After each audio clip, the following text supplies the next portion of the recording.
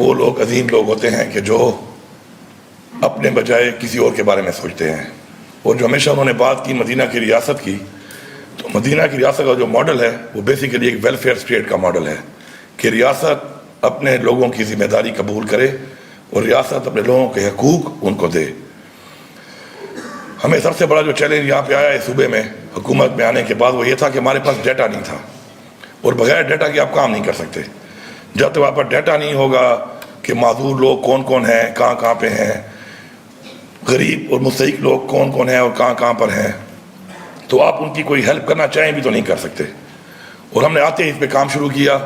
اور اپنے وہ پروجیکٹس جو ہمارے تھے ان کے اوپر ہم نے پہلے دن سے فوکس کیا، اور میں شکریہ ادا کرتا ہوں سیکرٹری صاحب کا اور منسٹر صاحب کا کہ جو ویژن میں نے دیا، جو سوچ میں نے دی،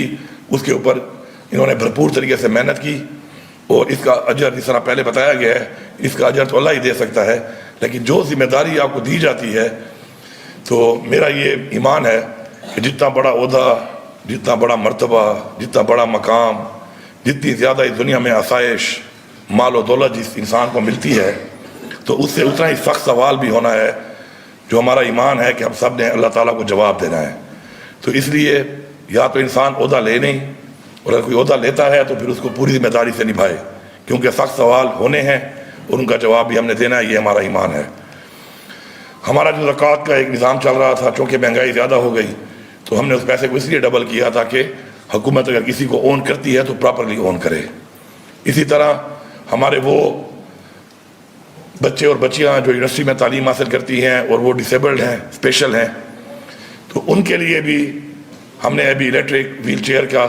آرڈر دیا ہوا ہے۔ انشاءاللہ بہت جلد ان تمام کو ہم الیکٹرک ویل چیئر دیں گے، کیونکہ وہ چونکہ محنت کر کے اپنے وہ اسپیشل ہونے کے باوجود اپنے جذبے کے ساتھ محنت کر رہے ہیں، تو ہمارا حق بنتا ہے کہ ہم ان کو فیسلٹی دیں۔ تو انشاءاللہ بہت جلد وہ بھی ڈیٹا ہمارے پاس آ گیا ہے، انشاءاللہ وہ بھی بہت جلد ان کو ملیں گی۔ جہاں تک بات ہے ہمارے بیوہ خواتین اور ساتھ ساتھ ہمارے یتیم بچے جو مستحق ہیں، تو میں یہاں پہ کھڑا ہو کے یہ اعلان کرتا ہوں کہ ایک تو بچے جو ہیں وہ 5 سال کے بجائے اگر کسی بھی عمر میں ہے 16 سال تک، تو ان سب کے لیے جو ہے یہ جو ہم نے کارڈ دیا ہے روشن مستقبل کارڈ، ان سب کے لیے ہوگا۔ اور ساتھ ساتھ یہ 5,000 روپے، چونکہ مہنگائی میں 5,000 روپے ہر مہینے کم ہے، تو میں اعلان کرتا ہوں 10,000 روپے مہینے کا۔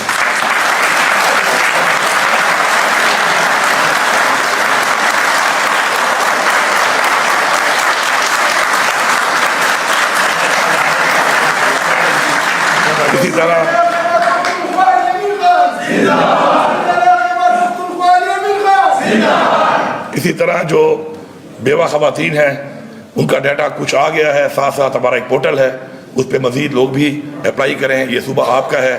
آپ اعتماد کریں، انشاءاللہ جو بھی مستحق ہوگا انشاءاللہ ہماری ذمہ داری ہے۔ تو جو بیوہ ہماری ہیں، فی الحال تو عمر ہم رکھی ہے 45 سال، لیکن اس عمر کو بھی ہم مزید کم کریں گے، کیونکہ ایک خاص عمر کے بعد خواتین تو کام بھی نہیں کر سکتی اور بچے بھی ہوتے ہیں، ان کی بھی ذمہ داری ہوتی ہے۔ تو فی الحال جو ہے یہ جو 5,000 روپے مہینہ ان بیوہ خواتین کے لیے ہے، اس کو بھی بڑھا کر میں 10,000 روپے پر منتھ کرتا ہوں۔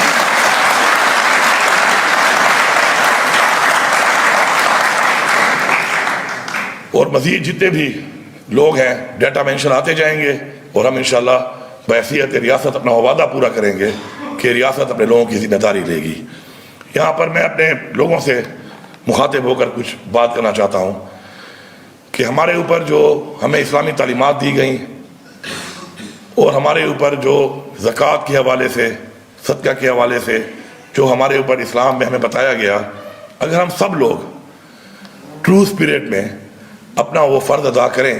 تو بہت سی چیزیں ایسی ہوں گی جو ریاست کے بجائے عوام اون کر لے گی۔ یہ بیسیکلی عوام جو ہے